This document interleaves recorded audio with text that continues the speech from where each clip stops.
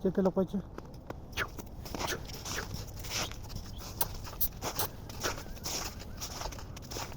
Hajar loh.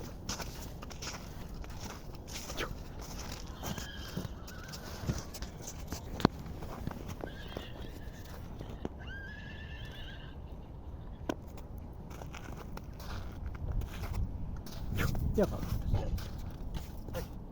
Dia kabur kan?